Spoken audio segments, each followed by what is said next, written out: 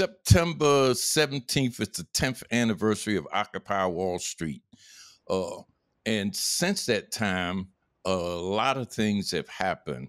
I want to take a minute to look back to see what Occupy Wall Street did to the nation and what's its legacy.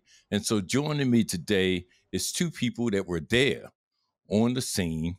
Nicole Carty is a facilitator, a trainer, a movement builder, an organizer. She was there in Liberty Plaza, and she's been educating and organizing groups around the world.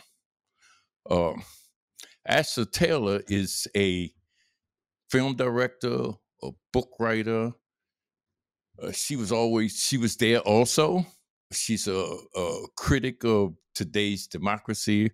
Her recent book, Remake the World, Essays, Reflections, and Rebellions, talks about whether democracy is a real thing or not. And we're going to talk about that in a minute. So thank you, Nicole and Astra, for joining me. Thanks for having us. Yeah, thanks so much. Okay, let's start with Nicole. Do you want to talk about what you recall about Occupy Wall Street and maybe some things that could have been done different since you've had like 10 years of training people around the world now? I definitely have learned a lot since Occupy. Thank you for the question. But Occupy did a lot of things correctly. I think it's hard to remember, but before Occupy, there wasn't really a big culture of protest that was happening nationally. There wasn't a big understanding or culture of coming together to solve the biggest problems that face us. And from that perspective, Occupy was a giant rupture. It felt like something broke open in New York City, where finally we were having the conversations that were long overdue that we needed to have. And we were not just talking about things, we were taking action. We were driving the news cycle. We were creating the narrative. We were weaving together problems that we had understood to be separate as intertwined. And in that, I think Occupy was really successful. There are things I can say about training and things I can say about clarity of what you're trying to achieve that other campaigns I've been working with benefit from. But part of why Occupy was so successful in shifting the conversation in a way that is still shifted today is because of some of that messiness and is because of some of the ways that people were allowed to bring what was happening to them and create something jointly from it. Okay, Asta, you make films, you make documentaries. So you know how to use the media. What's your feeling? I got the impression, and of course I was in jail at the time, but watching what was going on, there wasn't a lot of media coverage. Media didn't play an immediate role, and then something happened. Talk a little bit about the occupation of that plaza and the media and what changed. Yeah, I mean, I just want to say first, I really agree with Nicole's assessment. I think we do have to remember what it felt like before Occupy, when you couldn't talk about inequality, you couldn't talk about class, you couldn't talk about capitalism, right? And for so many of us, it was this place where we could go and find out we weren't alone. Other people were angry, other people were outraged, other people wanted to do something. And it made us feel that we could imagine a different world. We could actually imagine a democracy that lived up to its name. And so, you know, the messiness was part of the unleashing of the imagination, and it started this learning process that I think Nicole and I are still part of, right? We're still learning how to organize. We're still learning how to build power.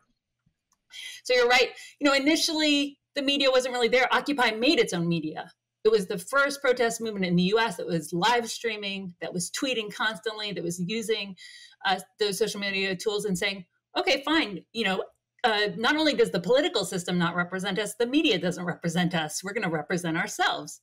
That said, there were some complaints early on, like the first week, that there was a media blackout. And in a way, it was like, well, it wasn't that big a protest at first, right? The media, though, really did get on board because of police violence. And that was when Occupy broke into the national consciousness, because the police were, pepper spraying people right in the face, or beating people up. I mean, and being the police that we know. And that was, shocking to a lot of people. That galvanized a lot of media attention. And, from that on, what happened was the public was widely supportive. And yet, nevertheless, these journalists would come and kind of mock the park. There was a lot of mocking coverage from outlets like the New York Times, the New Republic, which is a publication that's moved quite far to the left. But at 10 years ago, they were saying, count us skeptical of this Occupy Wall Street. And, basically trying to do the thing where instead of hearing the message, you mock the messenger. And I think the thing is, the public wasn't tricked. People knew there was something serious going on, and that the 99% and the 1% was talking to their lives, talking to the injustice they were seeing. And so, that coverage wasn't enough to sort of push the issue aside, right? What happened is Occupy did occupy the public imagination. We're still talking about it 10 years on, and a lot of what Occupy is saying now seems like common sense. Yes, one of the things that I did was I watched alternative media while I was in jail. I got to watch Telesaur. I got to watch RT. I got to watch, BBC is not alternative, but I got to watch foreign television stations. And I always followed like thousands and thousands of small protests around America that you never get to hear in the media. And one of the critiques of the main media is that if it don't cover you, it didn't happen. You don't exist. And I think one of the things that when this was prior to Occupy, when Occupy came on the set in such a large and serious way, it just made everybody, I think, across the country like emboldened. It was like, we've been doing this. We've been protesting here about the rent or about the evictions or about the debt or about the wages or et cetera. Now there's a center to focus on. And so, Nicole, talk about how it spread. It started in New York and then it went around the world. Tremendously. Talk about that for a minute. Yeah, absolutely. So Occupy began in New York, and I really would say the media played a big role in spreading the occupation, and not the mainstream media, social media. And so pretty quickly after the first occupation sprang up in New York, other occupations began in Boston and DC, and these kind of like typical places where you would imagine, oh, if something's going on in New York, maybe something similar will happen in those places.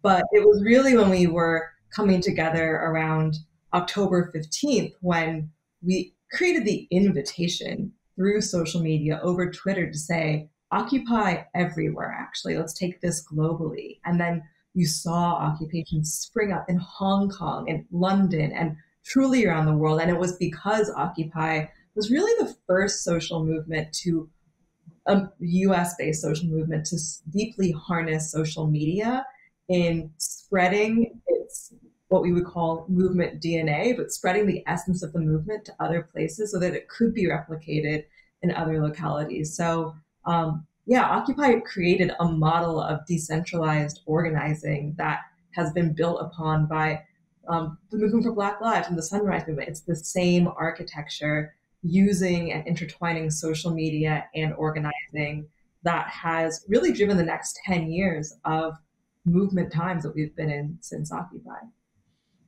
Yeah, and I just want to point out too that it was 1,000 different occupations around the world. Over 600 here in America. But Astra, the part of the legacy, and I'm remiss for not mentioning this, is the Debt Collective. I'm impressed. You co-founded that, and it's done wiped out $1 billion worth of student debt. Talk about that. What made you go on and organize in that way? That's interesting. You said that, I was a filmmaker, I'm a writer. and media was important to Occupy. But one thing that really hit me those first few days, people would say, Astra, are you making a film about Occupy Wall Street? And I would always say, no, I don't want to sit on the sidelines and document. Like, I want to try to lend energy to this, like, I'm not on the outside looking in, I'm in, because we need to talk about these issues. And one of the things that I learned right away was that almost everyone there was in debt, as was I. And it was a space where you could finally say it. You could say, wow, I've got $50,000 of student loans and my parents' home is underwater. I'm never going to be able to save for retirement because I'm going to be paying off this debt my whole life. And of course, we were responding to the mortgage crisis, which was all about mortgage debt, right? And the way that people's debts for their homes had been recklessly imposed on them, and also bundled and traded by these, financiers on Wall Street. So we took this. I mean, the demand that now seems so common sense for student debt cancellation and free college was first raised at Zuccotti Park. And so, and that's the thing, when movements start to win, they just become the new common sense. We forget just how crazy people thought we were back then. I mean, the media coverage, to go back to the mainstream media coverage, there was a protest demanding student debt cancellation, and NPR and Reuters were just like, mocked it and said it's never going to happen, right? And so we've proven them wrong, because we've won just this year alone under the Biden administration $10 billion of debt cancellation for people who went to predatory for-profit colleges. And of course, did you say 10 billion? Yeah. Yes. Okay. I heard that. Okay. Yeah. And that's the thing. That's why I said Occupy for me is so much about learning, because it was finally a space where I could see other people wanted to organize too. And then we could start figuring out how to do stuff together. Okay, you're in debt, I'm in debt. Well, let's try to do something, and that's that space that was created, was just really critical. And I think Nicole's exactly right. It has fed into, Occupy can't take the credit for these other movements, but it created this fertile ground for all these other offshoots to sprout. And the Debt Collective is one of them that's rooted right there in Zuccotti Park. Okay. Nicole, you this is a two-part question. One, you just previously said that Occupy was one of the movements in the past, and I like to think that the Black Panther Party was too, that helped Black Lives Matter develop the concept and so on. I want you to talk about that a little bit, but then I want you also talk about your position about being pro-social as anti-social in terms of organizing. Can you do that? Sure. Yeah. Okay. All right.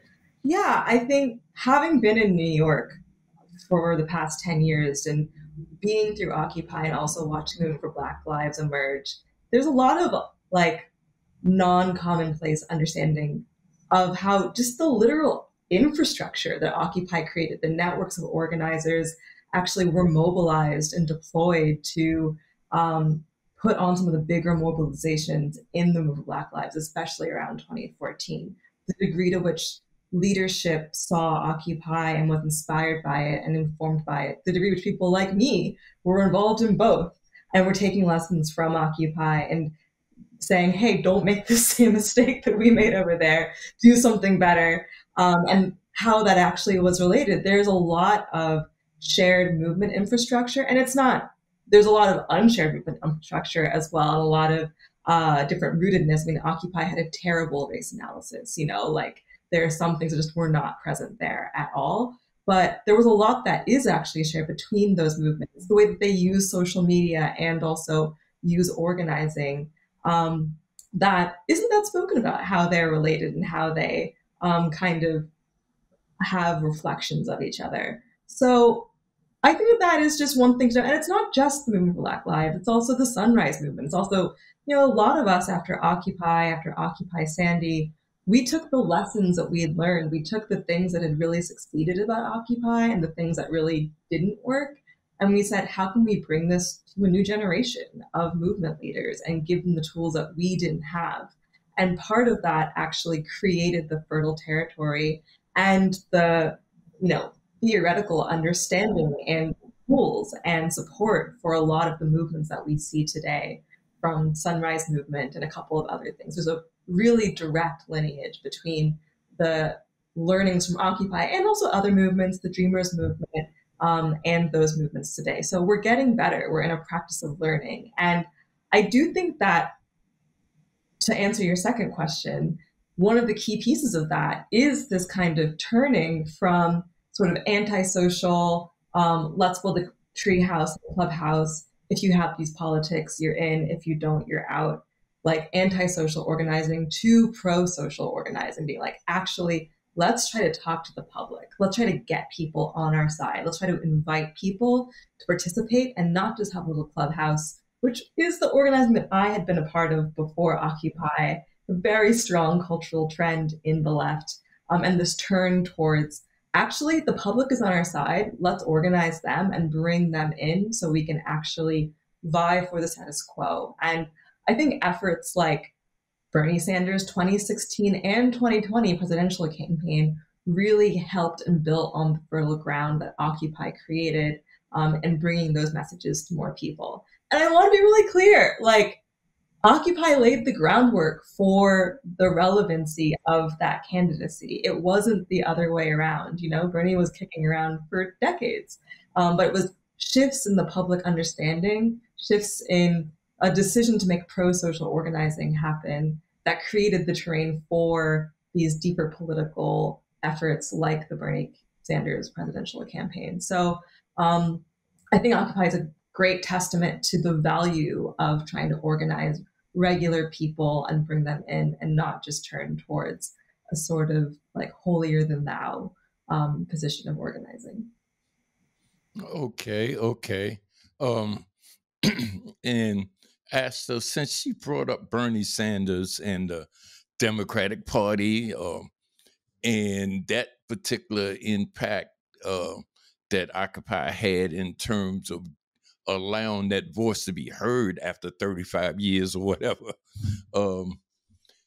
talk a little bit about democracy and your take on, is this a democracy? And I just want to take a step back a minute, because I go back to Athens and I look at 230,000 people and only 35,000 white men could vote.